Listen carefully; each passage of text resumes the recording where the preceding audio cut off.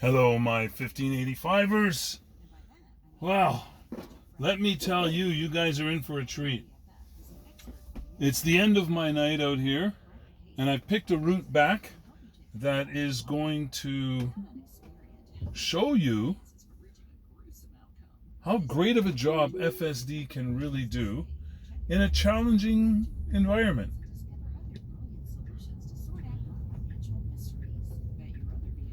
Part of this route I've been on before, not with FSD though, and part of the route is going to be totally new to me and to Tessie.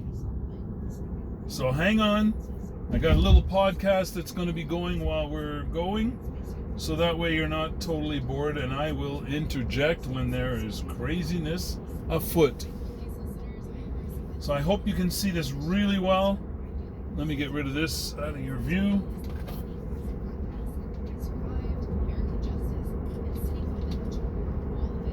So I hope you can see the whole road really well.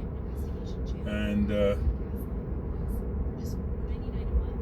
I can't guarantee that there's going to be lights all the way through this trip, but hopefully my headlights are bright enough that you can see the whole route and you can see the whole map here as well.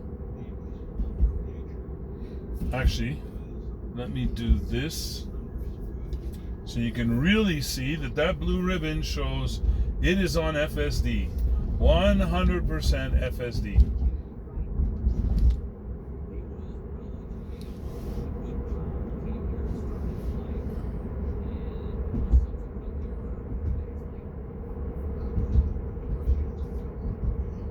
Why?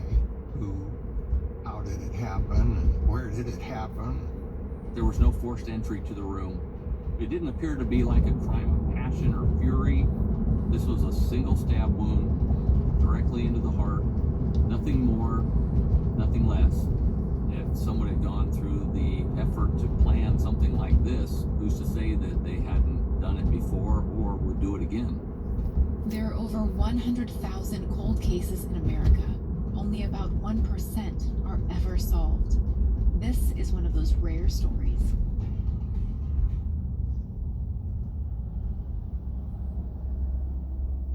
It's June 25th, 1982, a beautiful summer day in Council Bluffs, Iowa, when the manager of the Best Western Motel receives a call to check on the woman in room 106. Steve Andrews is a detective with the Council Bluffs Police Department. The hotel received a call from her place of employment wanting them to do a welfare check because she hadn't shown up for work that day. At that point, housekeeping staff, along with an assistant manager, went to room 106, knocked on the door, and that's when they discovered the body of a female lying on one of the beds in the room. They immediately backed out of the room and called police. Larry Williams is a former sergeant with the Council Bluffs Police Department. We proceeded to that location and entered a room and found on a bed the body of a young woman. And I observed one stab wound between the lower and the upper area of her abdomen. Obviously, she was deceased. You know, there weren't any signs of any kind of a struggle in the room. The TV was turned on and the volume was up a little loud. She was found lying on her back on the bed. One of her arms was kind of twisted around behind her back. She was only wearing a t-shirt and she was lying in a pool of blood. Police identify the body as that of 32-year-old Lee Rotatori. Greg Gonzalez is Lee Rotatory's brother. The day of the murder, I was at home and my father gave me a call and let me know. It was a shock. Obviously, there's questions that come up, why, who, how did it happen, where did it happen? Murders are senseless. She's been murdered and won't be able to talk to her again. Lee was the oldest, born in 49. I was the second, born in 50. My brother Thomas, he was born in 56. And Ann is the baby of the family, born in 57. Just to interject, I don't know if you saw on the screen there, but it no longer is recognizing or it's no longer visually monitoring my attention. So I'm going to have to touch the wheel from time to time until it finally does see that I'm alive and well. And Chin is Lee Rotatory's sister. Lee was about 8 years older than me. She was fun-loving. She liked to ride horses. She tried some of her hand at painting. In our early teens, we got into the rifle shooting. We both joined the Rochester Junior Rifle Club. In the beginning, she was a little better shot than I was. She being left-handed and she was right-eyed, so her strong hand was holding the rifle up, so she had a lot more stability. We did go. So there's my first difficulty, what I would call a wart. This is an 80-kilometer-an-hour stretch, and you see there's a vehicle coming up behind me very quickly, and FSD was trotting along at 60, 63, 64, just went up now.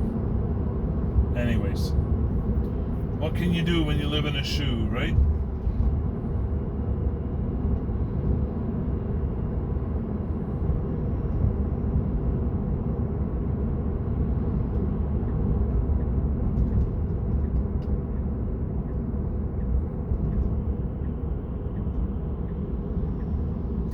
The other thing I want you to keep an eye out for is these matrix headlights are absolutely amazing. You can see there how evenly they are set. Just went into a high beam. It's very, very flattened out. Gives you a very sharp view of this whole area. I don't know what the hang is flashing over there. It's flashing orange, not like white lightning. Anyway, that was lightning. It's almost like it struck a transformer or something. Okay, so if a vehicle comes towards us, you'll see that over here, the pixels will go out. So you'll be able to see the ground or the road looking very, very dark, like it should be at night. And then after the vehicle passes, it'll brighten up again. So it's really, really crazy to watch how accurate it is. And if you're following behind another car, your high beams stay on, but the car's not being blinded by your lights. Just amazing.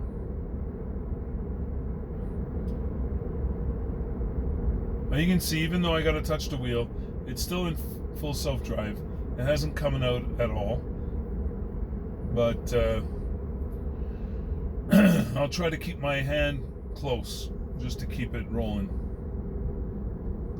To a lot of rifle matches in town, or we travel, take a car ride. Beautifully done. The equipment as we're coming home. She enjoyed cooking, and at one point when the nutritionist wanted to put her on a diet so she could lose weight, and Lee said, I'll lose the weight and I'll learn how to do it myself. Lee studies cooking and nutrition at the University of Wisconsin. She earns a master's degree and then finds work as a dietitian. In 1978, Lee meets Jerry Nemke. She had lost a lot of weight and her clothes were kind of baggy, and Jerry met her and was curious about this gal that was wearing these clothes that were too big for her. Jerry, he was a nice individual. He and Lee seemed to hit it off good together. Lee and Jerry get married and settle in Unicum, Michigan. They live in a mobile home, and Lee buys a horse that she stables at a nearby farm. In 1982, Lee is offered a promotion. It's a great opportunity, but it means the couple will have to move 600 miles away to Council Bluffs, Iowa. The position in Council Bluffs, becoming a head dietitian at the facility there, was a major step up for her. Added responsibility, having direct reports. Lee moves to Council Bluffs, with Jerry soon to follow with their mobile home. But just days after she starts her new job, right here Lee's is a life beautiful As overlooking detectives study view the crime scene, they spot of something odd in the Lee's city body. below. They noted It's a beautiful sticky observation residue spot. across her mouth and across her eyes. They could see that there appeared to be ligature marks around her wrists, making it appear that the suspect had not only taped her mouth and her eyes, but had also bound her wrists behind her back. They also noted that the tape had been removed from her mouth as well as her eyes, and whatever it was that the suspect used to bind her wrists had also been removed from the room. They did not find a murder weapon in the room or outside the room. There was a high possibility there was some sexual contact made, but nobody knew at that time whether that was by force or whether that was consensual. They did a sexual assault kit on Lee. Detectives then placed that item in the police property. Her bag was stolen, but the room wasn't ransacked. It was almost like an afterthought, or like maybe let's try to make this look like a robbery. They just grabbed the stuff and walked off with it. The investigators tested for fingerprints. There were several prints that were found throughout the room. They also collected bed sheets, linens, the clothing that they collected from Lee. There was not a lot of physical evidence. I remember that room was very clean and very neat, and nothing in that room other than her body led you to believe anything was wrong. Investigators believe that Lee's murder has all the markings of a professional hit. There was no forced entry to the room. It didn't appear to be like a crime of passion or fury where there was a multiple stab wounds in the face, the arms, the neck. This was a single stab wound directly into the heart. Just past a beautiful resulting little in her skunk. death. Nothing more, nothing less. It looked like the guy knew what he was doing. Detectives do find something strange. Pieces of green foam scattered across the floor, the kind used by florists. They estimated approximately 100 pieces of this green foam. They located that on the floor just past the entrance of the room, like it had been maybe dropped on the floor there when the perpetrator came into the room. If you have an anomaly like that, it's odd. It sticks out. It's not supposed to be there. You need to find out where it came from, why it's there, how it got there. One of the housekeepers noted that she recalled seeing similar green foam on the second floor outside of room 259 and inside room 259 as well. You've got this green foam in room 106 where Lee was found that shouldn't be there, and then you've got it in another location in close proximity at the same time frame. It's not a smoking gun, but it's getting close. You have this crushed floral foam that may have been dropped by the perpetrator, and then you discovered that there was another location for this mysterious green foam. You can see the excitement that you would have in getting a lead like that. The housekeeper took the detectives up to that area and showed her where she had found the foam. However, housekeeping has already cleaned room 259. They went through all of the vacuum cleaner bags, and they dug through a lot of dirt and a bunch of other stuff, but ultimately they were never able to recover any of the Weird actual little foam. construction here. They did make contact with the individual who rented that room, and they did bring him in and interview him. Handled quite He well. said that he had checked into the room 259 on the evening of the 24th, watched some TV, he went right to sleep. He said that he just spent the night there one night and gotten up early the next morning around 5 a.m. and departed. He didn't notice any green foam anywhere on the floor and didn't know anything about it. They polygraphed him and he passed the polygraph with flying colors. There was just no physical evidence linking him to the crime, so they let him go. Detectives interview motel guests and staff and hear accounts of a suspicious-looking man. Some people there reported seeing a male walking in the hall in the area of Lee's room on the evening of the 24th. They described him as disreputable. They said that he was carrying what appeared to be a bouquet of flowers, but they also noted that it didn't appear to be a professional bouquet of flowers. They described the gentleman as a white male, 30s to 40-year-old, medium build, medium weight, dark hair color. One of them had him with gray hair, kind of a reddish complexion. Detectives look for motel guests who match their sketch and stayed there the night of Lee's murder. The hotel was literally packed with people. The detective collected the registry for every guest at the hotel but nothing stood out in there as somebody that's like, yeah, this is somebody to look at. The location of the hotel is right in the crosshairs of the United States. We have I-29 that runs north and south from North Dakota down to Missouri, and I-80 runs east and west from San Francisco to New Jersey. So the detectives at the time were on the scene roughly 12 hours later or so. You can go a long way in 12 hours in any direction, so you have no idea which way the suspect may have went, or if he went anywhere at all.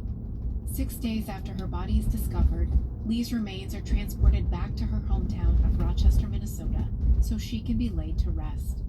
Mom and Dad went to the First Presbyterian Church, which is the church we all went to when I was growing up. Spoke to the pastor about having the funeral, and the sanctuary was packed. It was very heartwarming. It was probably the first funeral I attended, and it was joyful. Back in Iowa, police seek answers as to who would want Lee dead. Lee was the epitome of the innocent victim. She wasn't out doing anything questionable. She was a well-educated woman with a good job who came here to start a new life. She was away from her home, away from her family. She came to our city and was subsequently murdered a few days later. Murder is rare in Council Bluffs, but one recent killing is eerily similar to Lee's case. A couple of months prior to the incident with Lee, there was an incident at a local hotel, the Starlight Motor Lodge, where a female by the name Melinda Mayfield was murdered. She was stabbed to death at the motel in close proximity to the other hotel. If you have one female being stabbed to death in a hotel in one part of your town, and you have another female that ends up getting stabbed to death in another part of the town, you want to look at that. There might be this connection.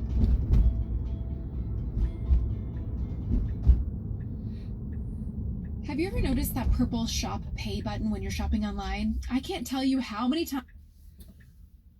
Okay, here starts a nice little stretch.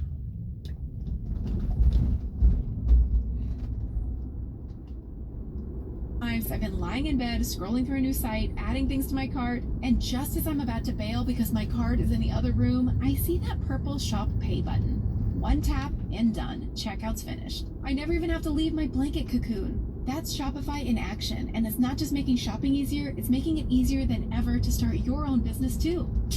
Shopify is the commerce platform behind 10% of all e-commerce in the US, powering brands from household names like Mattel and Gymshark to businesses just getting started. And if you're thinking about launching something of your own, Shopify gives you a leg up from day one with hundreds of beautiful, ready-to-go templates, no coding required. You can tackle everything in one place, from inventory to payments to analytics Matrix and lights, more. watch this. Plus, Look Shopify's at built-in the marketing and email pixels tools going help out you already. find and keep new customers. And let's not forget that iconic purple shop And pay boom, button back used by on. millions of businesses worldwide. It's the reason Shopify has the best converting checkout on the planet. Your customers already love it, and you will too. Start your business with Shopify today.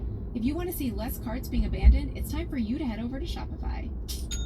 Sign up for your $1 per month trial and start selling today at shopify.com/coldcase. Go to shopify.com/coldcase. Shopify.com/coldcase.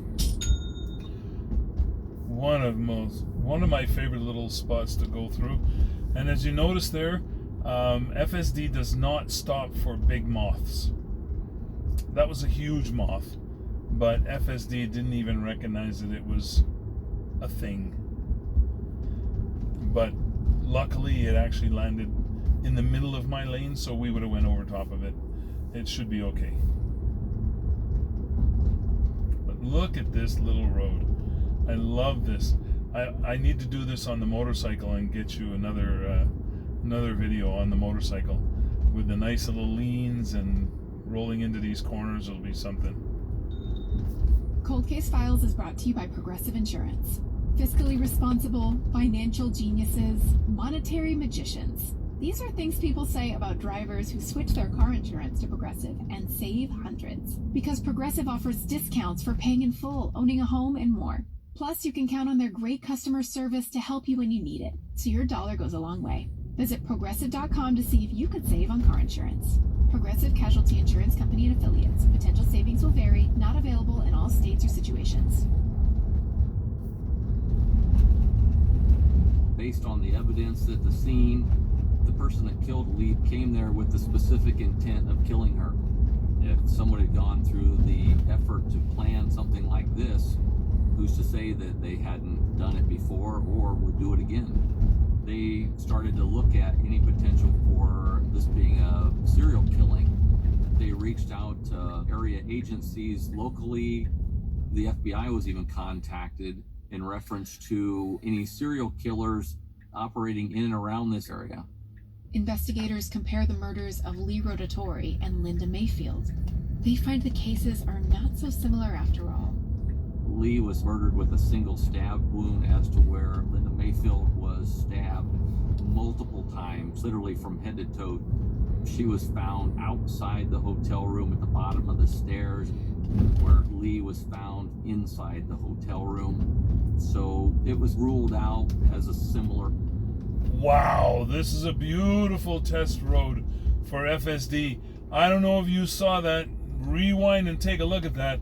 There was a couple of branches that were sticking right out into the road, and FSD calmly just passed them without hitting them. It was magical. Wow. FSD for the win right there, I'll tell you. This double stop thing, though, has got to get addressed. It slows down to just about zero, so anybody behind you thinks you're stopped and ready to go. Then you start to roll again, and then you slow right down to zero, and then off you go. Now, it doesn't happen all the time, but it happens like, I don't know, 40%? Yeah, about 40% of the time when it comes to any kind of a stop. Wow.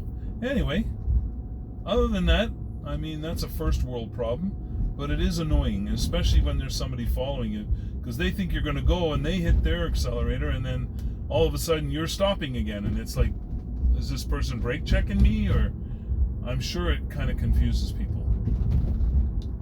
MO. Detectives turn to the physical evidence collected at the scene and process the fingerprints found in Lee's motel room.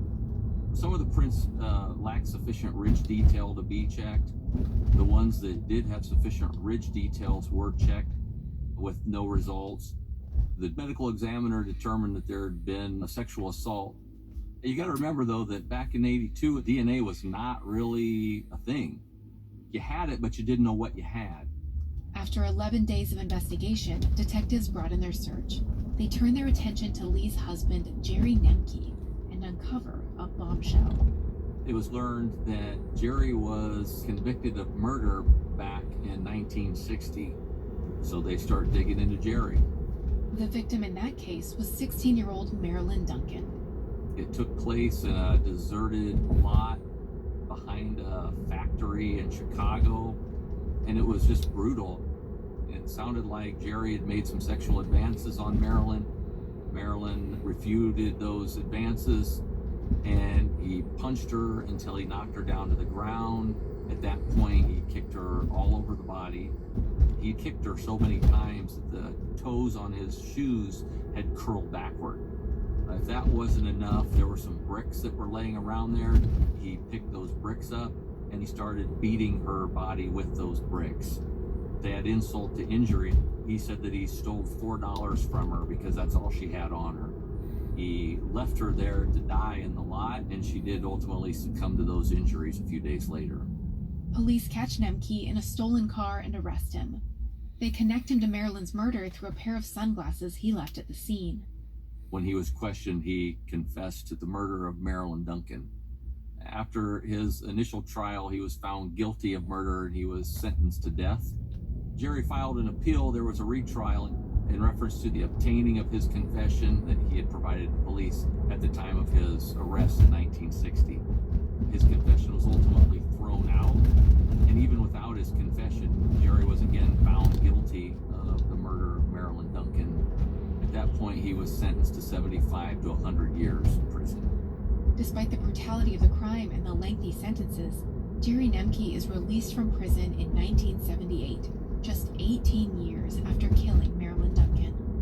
Why Jerry was released so soon, I have no idea. Getting records of any of this stuff has been extremely difficult. And the records that I do get are so old and they're handwritten, and the quality of them are such that you can hardly even read them. But when you have a guy that does something like this, he was like a poster child for a suspect. Detectives focus on Lee and Jerry's relationship. Jerry gets out of prison in 1978. He marries Lee in 1978, within, months after being released from prison. A year or two later, they file for divorce. Another year or two later, they get remarried again. There was another statement that Jerry had made a comment about getting a divorce so he could file for bankruptcy, and then he was going to remarry her. I don't know if it was a troubled relationship or if it was a plan to get out of a bunch of debt. Lee and Jerry remarry just 6 months before she's killed.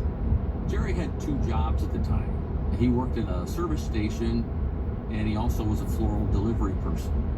To have Jerry being a part-time floral delivery person and to have crushed up green floral foam on the floor inside Lee's room where she was murdered.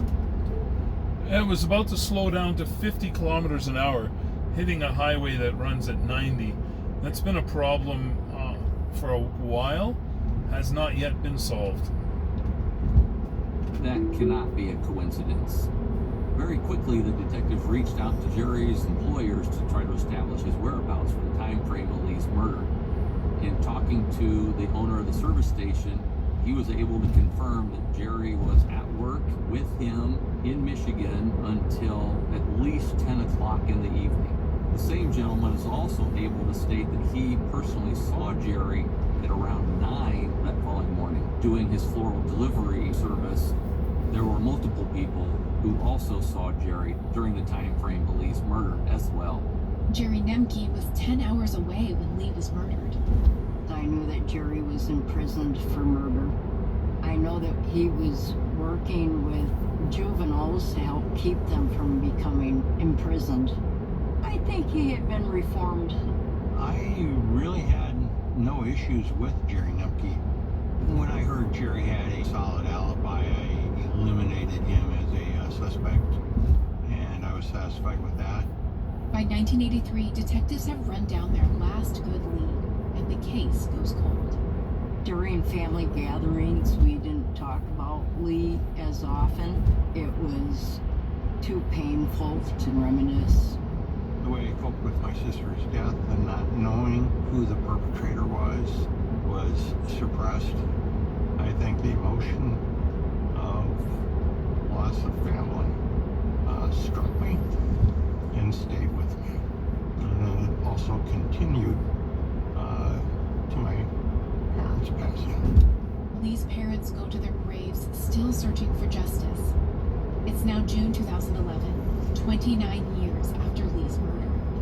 I was sitting at my desk one day and my sergeant came in and he plopped this box on my desk and said, "Hey, you're kind of a go-getter. There's been some advances in DNA that have happened recently. Why don't you look into this?"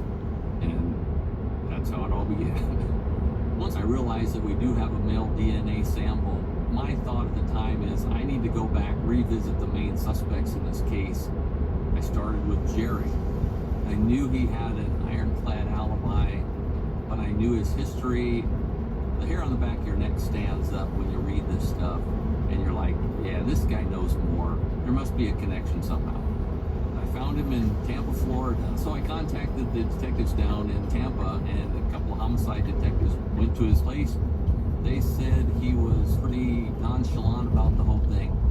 He more than willingly just provided a DNA sample, and then we ran it in for testing. I knew that he was 10 hours away, but there was that glimmer of hope. Maybe he chartered an airplane and flew here and flew back home. The results came back on Jerry's DNA, and I saw that the result was negative. It was like a punch in the stomach.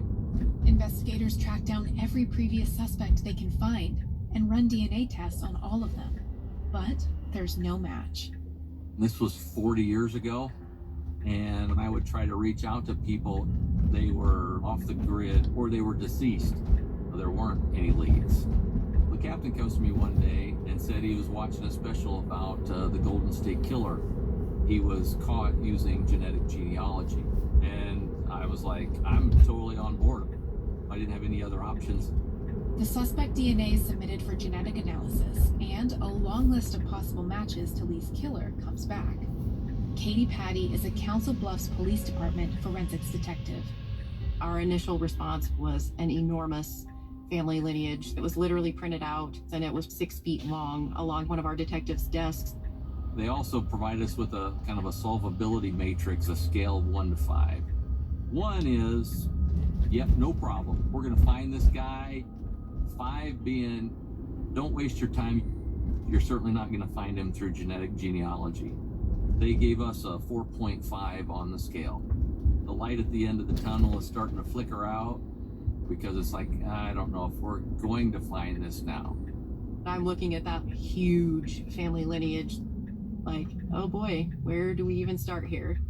This is going to take forever. It was daunting. I'm back to square one and I have no hope at this point.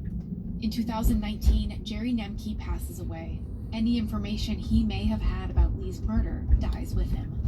It looks like Lee's case will never be solved. Then investigators find hope from an unlikely source, genealogist Eric Schubert. When I was a kid, I had asthma a lot. So it would be pneumonia every October, November, like clockwork. I was 10 years old, stuck at home, bored. I just saw a commercial one day for... Well, you 1585ers, I hope you enjoyed a good portion of that route. And of course, like I said, I never hide the warts that come with FSD. We just know that it keeps on getting better and better and better.